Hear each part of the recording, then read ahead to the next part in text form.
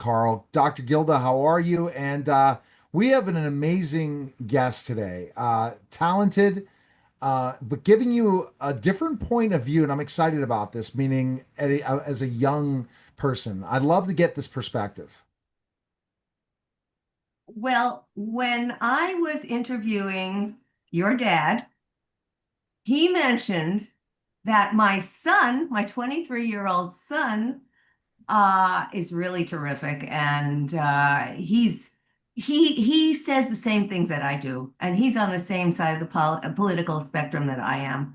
And I was interested in this because you're Gen Z, and Gen Zs have a particular reputation of being no-shows, not caring all that much, not exactly putting in a lot of effort, and dropping out.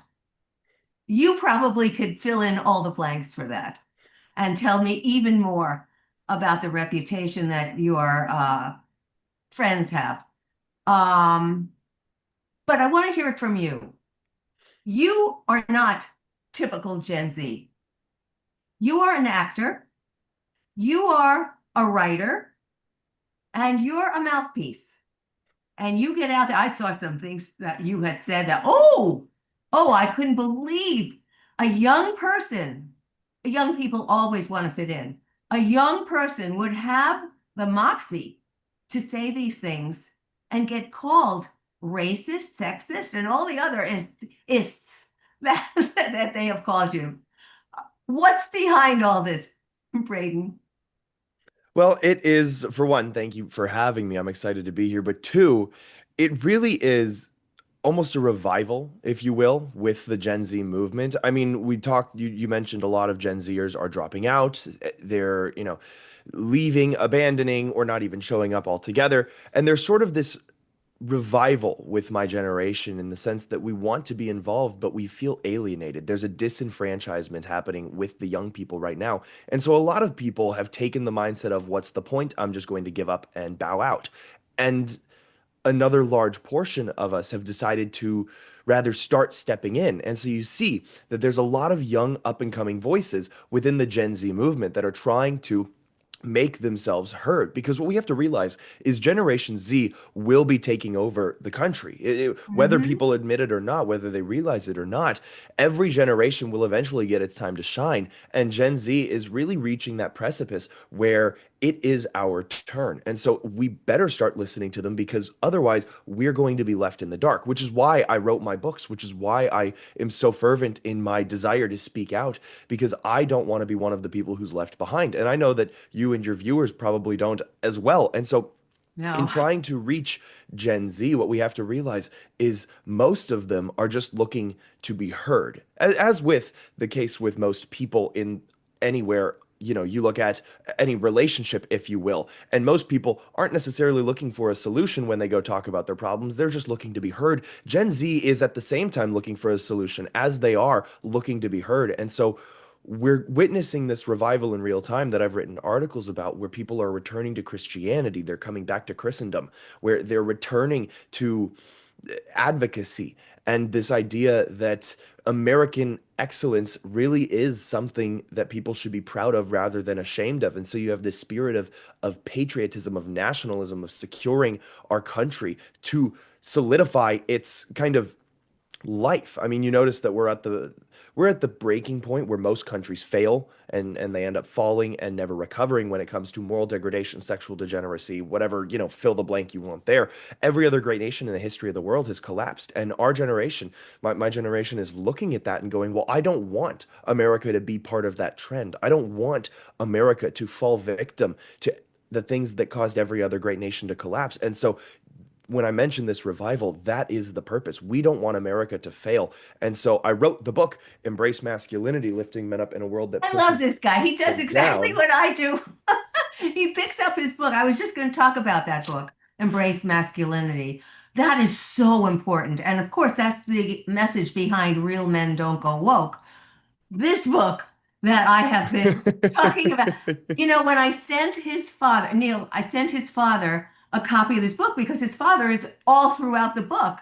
And there were like 7 tabs attached to the book where his father is mentioned. So I love the message that your father has given, but I didn't even know that Kevin Sorbo had a son. I didn't even know. I didn't do that kind of research enough to know.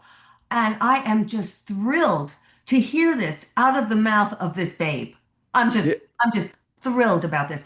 You talk about how other kids your age are navigating. How do you know them? How do you get to meet them? I mean, you grew up in Hollywood, didn't you? yeah, I was raised in California. I was homeschooled, which helped me grow up kind of on sets behind the camera. So I definitely got to spend a lot of time in my adolescence, if you will, sort of learning the ins and outs of the movie industry. And I fell in love with it myself. To date, I've been blessed to do 11 feature films Oh, as well. Now, I've loved that, and at the same time, I also witnessed the decline and the moral degradation. And so I watched my dad go from the Hollywood industry to the independent film industry, watching the mhm. content switch from Hollywood blockbuster to things like God's Not Dead and Soul Surfer. And so Love I that. was Love that privy, yeah, movie. it's a great movie. I was privy to learn both sides of the sphere, if you will, and I was, I guess, lucky enough to understand the differences between the two to the point where I realized Hollywood wasn't necessarily something that I wanted to be part of because of what they promote. And essentially, the whole idea of how the industry works was not something that my morals lined up with. And so I did grow up on kind of the Hollywood track, if you will, but I'm grateful for the ability to have seen both sides and now be able to choose. What's interesting to me also in looking at your background, you have a mother who is amazing. What does she speak 5 languages? Yes, she's 5 languages fluently and a bunch of others. She's very scary, I'll have you know. I love her, but she's very scary. I would not want to go against her. This is this is important to note. She was my teacher, so I've learned my Right. lesson. She was your homeschool teacher, and she's also an actress, isn't she? Yes, that's how my parents met. Anya, it's amazing. It's just amazing because that whole world out there, and I have been out there because I am in this industry, kind of on the periphery, but I have been in this industry for a while, and I see what's happening there and the lack of depth to speak about your mind and about what is really in your heart. That cannot happen out there because you have to be part of the mold. How come they didn't grab you to become one of them? Oh man, I'm far too outspoken for them. That's just, I was not willing to repeat the vain talking points, just these vapid, nonsensical Vain and statements. vapid. Get those words. I love it. So what I'm listening to you is that when you grew up in Hollywood, did you get the opportunity to interact with other actors that, I mean, actors' kids and try to really make the right decisions? As you know, a lot of child actors deal with the challenges and all those things.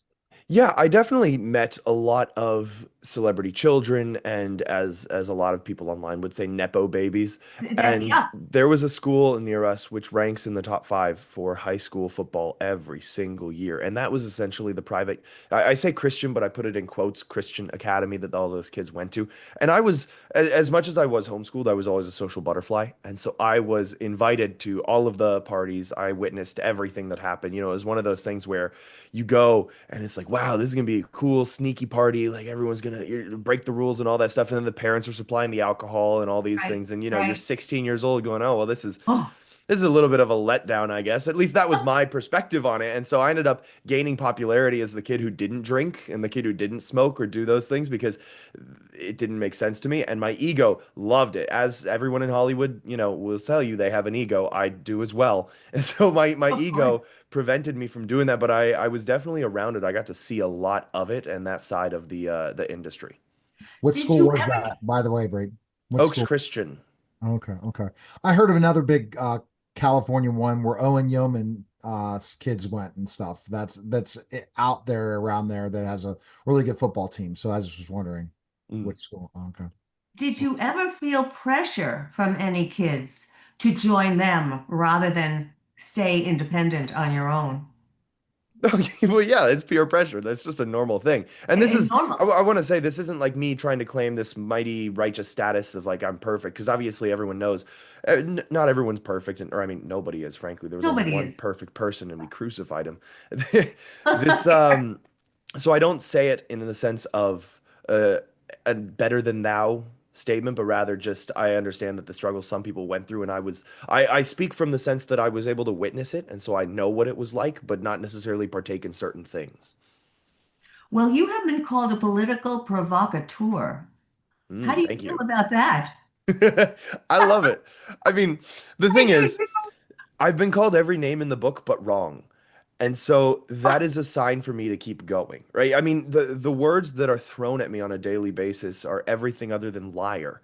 Why wouldn't I keep, like, I could take the easy road. It would be so easy for me to sit online and post shirtless videos and just collect check and not say anything of really any significance, but eventually that would run out. And granted, this is not, necessarily a mentally uplifting thing with the road that I've taken with politics. It's a very dark sphere, Oh, yeah. but I look at it from the sense of somebody is going to have to do it, and why not me? I congratulate you. I honor you for being able to demonstrate your spine and stand tall amid all the pressures around you. Now, what about the young women around you? Because we know, and I have done all of this research, because a PhD, what do? We research like crazy. And I have done all this research, and we understand that women who are Gen Z are usually moving to the left more than the men are. Men are either staying where they are or moving to the right. And that creates a lot of issues. I give advice for a living, relationship advice, relationship strategies, and business strategies. And I am always asked, where are the guys? I can't find guys. Well, if women are going to cut them down and put them down and castrate them and cancel them, how are they going to find men? And yet they don't understand this. They want, but they don't want. It's like, yeah, go away, yet come here.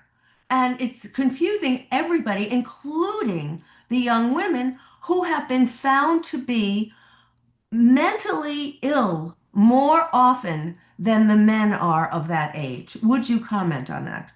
Yeah, I mean, you probably know a lot of the statistics I'm about to lay out, but Unfortunately. 75% or about three-quarters of women between the ages of 18 and 65 are on an antidepressant or some sort of pharmaceutical medication. 48% of men in that same age range are roughly on some sort of antidepressant or medication. So we have an over-medicated society, which is obviously not going to be helping in the long term. We have the largest political divide between the genders that we've ever had. Statistically speaking, men have always leaned a little bit more to the right. Women have always leaned a little bit more to the left. But in terms of this past election and the polls that were showing, men went farther right than ever before, and women went farther left than ever before. Gen Z is actually the farthest conservative kind of leaning generation in the history of the world ever. More than the founding fathers, more than the generation that fought World War II, more than the generation that fought World War One. I mean, Gen Z is really pushing to the right, which is a good thing inherently.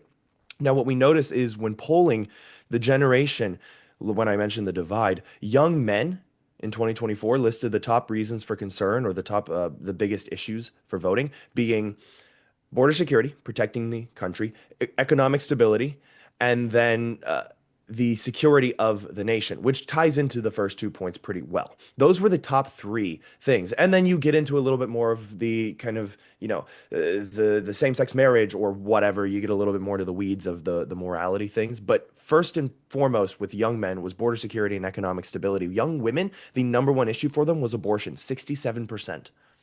So 67% of young women who were polled said abortion was the biggest issue for them in this past election, which means 67% of young women were thinking selfishly in the sense that whoever's going to let me kill the baby in my womb is who I'm going to vote for. Selfish. Young men chose border security and economic stability. Selfless, protecting the country, the betterment of the whole.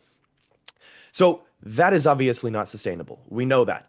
And so the young women, I'll say that I've been lucky enough to be around, and I've been around plenty of women who hate me right? That's, I mean, obviously that's Comes not with the going to be, it territory. comes with the territory of being in politics. But I've Unless also you find a noticed, woman who's about 40 or 50 years old, which you're not about to do. no, no, no. And so a lot of my generation, in terms of the women, are either hyper promiscuous, and that's not something that I'm interested And in they're using because abortion as a birth control. and they use abortion as a birth control. And you, with a PhD, would know for sure that hyperpromiscuity in both men and women is detrimental to your psyche. It actually destroys your ability to pair bond with a person the more partners you have, and so that's very Oh, dangerous and not something that I would want to settle with. Two, young women who are not, if they're not hyper promiscuous, they are posting things online. I mean, there's studies that show 45% of men aged 18 to 25 have never approached a woman in real life. So you're talking about where all the good men, women aren't getting approached by guys. Yes, they've shunned men into stepping back and not approaching them because you talk to a girl at the gym or you look at a girl at the gym and you're a pervert and a creep who gets blasted in front of half a sexual million people harassment. on social media. She wears the clothes because it makes her feel good, not for your gratification, but she'll post them online for the appreciation of others and the validation that she gets. That's not empowerment.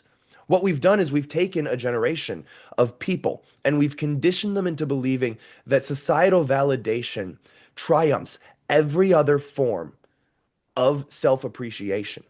And so you tell people that their inherent value comes from the sexual pleasure that they're able to give others, but that their sexualness, sexuality is theirs alone. And anyone who dares to treat it incorrectly, whether that be something as, dangerous as sexual harassment or as innocent as looking at the wrong time, place, or location, that person's life now has a chance to be ruined. And so men are not approaching these women.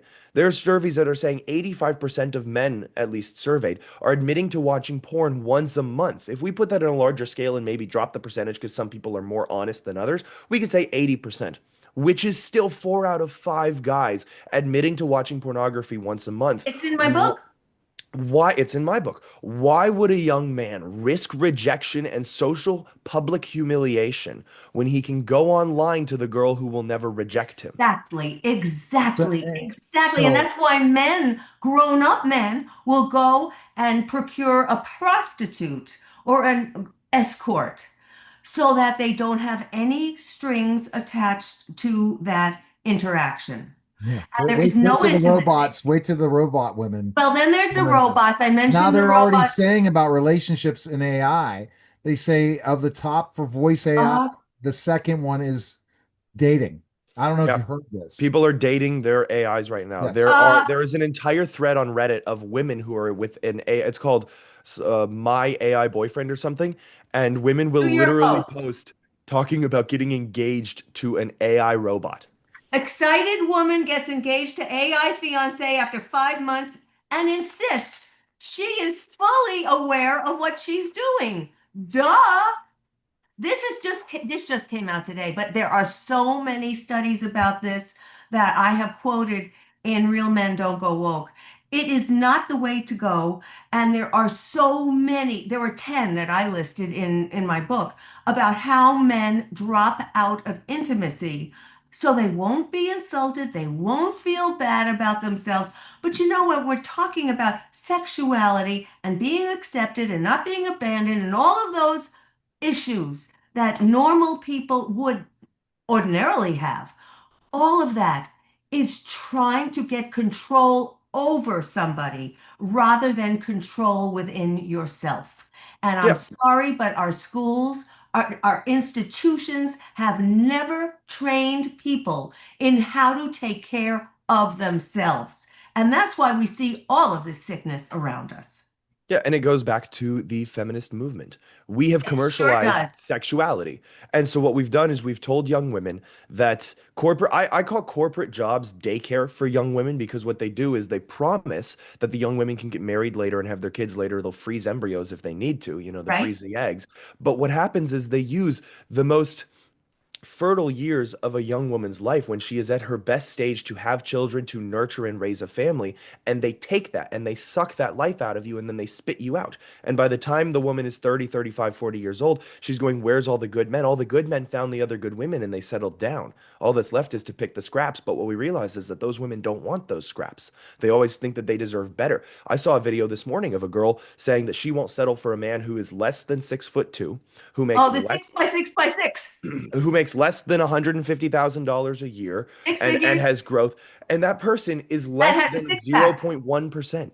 0.1%. That person doesn't exist, and he certainly wouldn't settle for you. People don't understand that because what This, we've done is we've commercialized sexuality. oh my And God. that, so I I was on want a to question, can I wanted to jump on, is that the Andrew Tate syndrome in a certain way as well, but reverse in certain, meaning like how the Tate brothers talk about specific things when it comes to, you know, women and how they're acting and how you have to be this certain kind of man or you can't get a woman.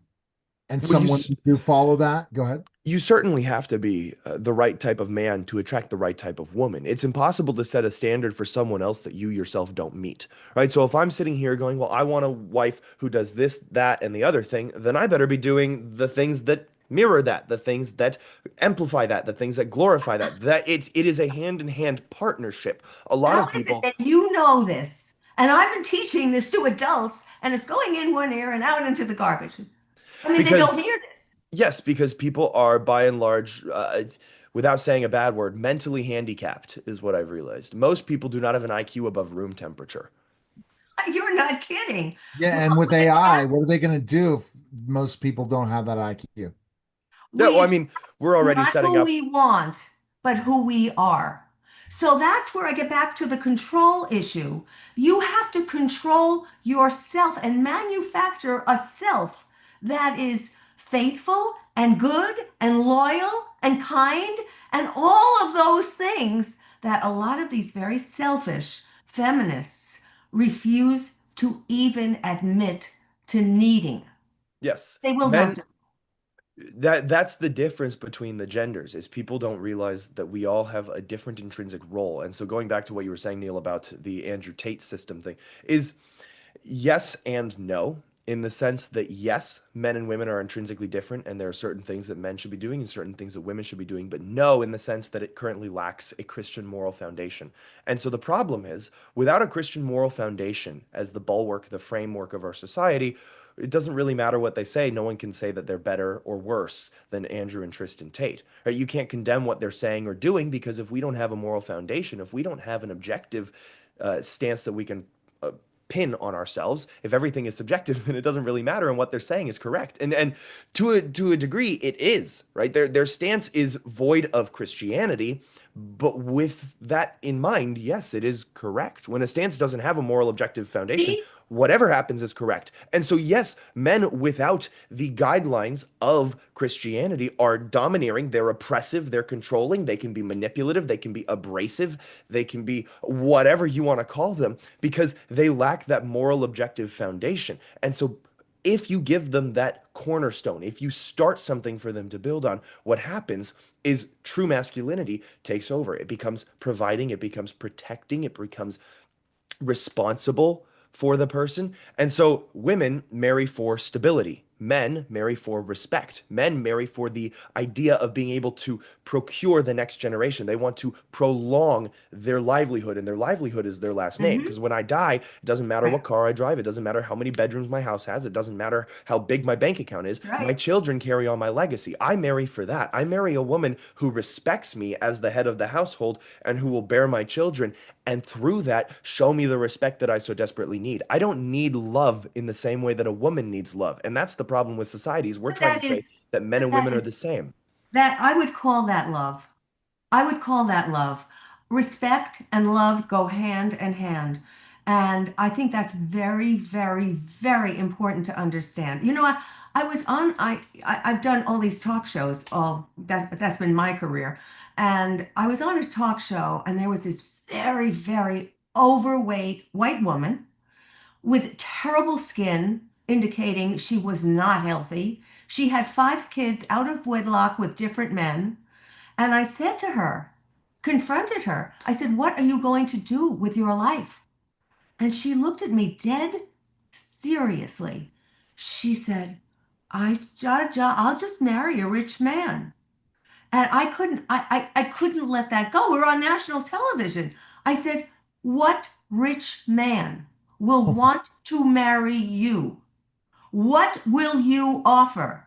And she was just blank. And I hope everybody in America heard that, because everybody's got to give as well as take. It's not gimme, gimme, gimme. It's what can I do for you as well as what's in it for me. But before you say what's in it for me, I want to see what you're giving. Mhm. Yes, People don't know exactly. that. No, they don't. They don't understand that relationships are give and take because we've conditioned them. It's one of the greatest tricks society played on women was telling them to compete with men, that they were just the same as men and should be treated the same. You can't. Well, That's we're not. physically impossible. No, We're not. you're And not. frankly, the healthy, the mentally healthy, emotionally healthy women don't even want to. No, they don't, which is why you have a large portion of Gen Z women who are going, I would rather lose the right to vote and live on a farm baking sourdough bread every day, raising my kids, than deal with this corporate oligarchical crap system that we have now. Like this isn't fun to live in. And I second that. Man, if I was a woman, I would love to just sit at home and not be forced to go work in an office every single day. Submit to a husband over a boss that doesn't care about me? Yes. That see, and here's the thing. You will be ostracized by a lot of people when that goes on TikTok, on Gilda's TikTok. Oh my. Fine with me. I'm right. They're I wrong. understand that, but Well, it's okay. oh my, oh my, What a, and what see, a, as a journalist, I'm playing the side of just giving you the points of what I'm seeing. But you're so well, right about but I wouldn't know this is happening with Gen Z. And now I'm going to even throw things out even further that's going to really open up a can of worms. Is that why older men are dating younger women now? Yeah. If you well, are a successful 40-year-old man, you have options.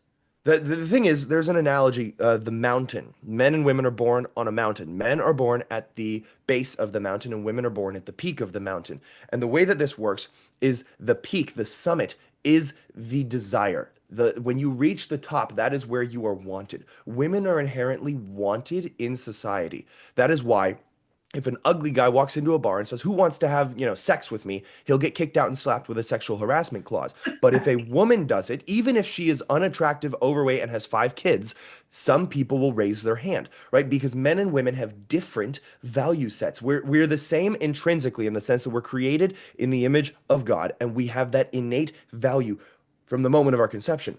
We are different in what our output is in society because that is what the chromosomes do to us, right? I am physically stronger than my little sister. I'm going to beat my sister one on one in basketball every single time, no of course. competition. My sister has much better talents than I do when it comes to nurturing, tender, care, love, those kinds of things. She outdoes me in certain aspects of it. And so men are born at the base of the mountain. They spend their entire lives trying to summit the peak, climbing, climbing, climbing. Women are born at the peak. The challenge for them is to remain there. The peak is purity. The peak is righteousness. The peak is all of these godly, virtuous traits that they're given. That is the peak for women. For men, the peak is the success to sustain, provide, and protect for a True. family. But you can't do that starting at the base. You have to climb. But the problem with many women is that we as a gender are so inclined to listen to what Mary is telling us and Alice is telling us and our neighbors are telling us so that we can be just like them, that we will at the peak as they try to pull us down. Women are not nice to each other in many cases and pull us down when we have risen to that peak. Yes, I've always said that a woman's biggest hater is other women. I mean, I know a Oh, friend of mine got yes. engaged a week ago. She posted a photo just saying, "I won," with her hand in the ring. And you would expect all of the other traditional Christian women online to be celebrating her, but no, they went and started viciously attacking the ring size, calling her Ah, husband things. And everyone's sitting here going, shouldn't you be happy? Isn't this what you promote online? Isn't your whole idea right. get married, have babies? What an odd thing to say. Well, I just couldn't believe how mean, and I wrote an op-ed about this that was recently published, how mean women have become as men have become withdrawn and silent and suicidal. And I am concerned about that for what is going to happen for our progeny.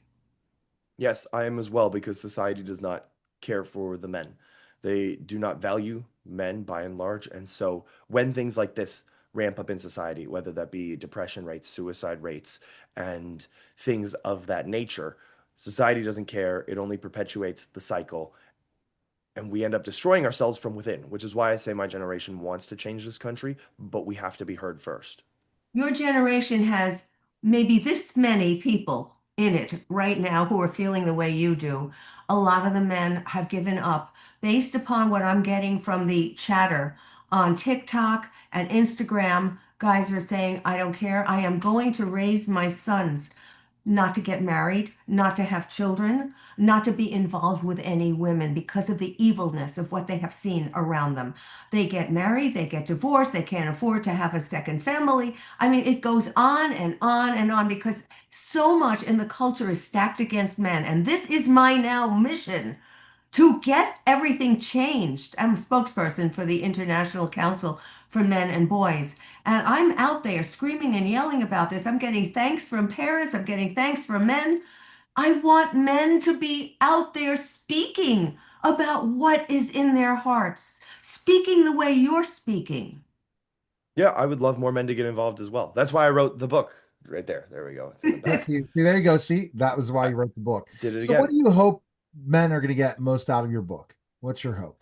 A guide, a handbook, a tool to use to navigate this world that is constantly trying to press them down. And at the same time, for women, a discernment tool, right? Something that they could use to Mhm. discern if the people that they're surrounding themselves with are virtuous or not. We attract not who we want, but who we are. That's my GildaGram. Drew, what can I do to help you on your mission? Well, you and anyone else watching can simply help amplify voices like mine. There are a lot of more people in my generation who are starting to speak up, who have been trying to, who have been silenced for years. And so helping us breach those front lines is really the best way to support. I love it. I love it. So, anything else to add, Dr. Gilda, to this conversation? No, Sure. We could go on for a long I time, know but we could I be on think the some of air. these clips, and we're definitely going to have to tag the Tate brothers. And have you ever had those back and forths with the Tates or anything? Are you getting into? Do you want to get into that social media where you're going viral and hoping that you can be a different voice for men? I would absolutely love it. In fact, actually, they ended up endorsing the book. So they're one of the people Oh, wow. who believe in the message of bringing young men back to a virtuous lifestyle. And so both Andrew and Tristan, to my knowledge, have started looking into Christianity, which would be quite an amazing revival. Oh my goodness. You heard it first here on the Neil Haley Show.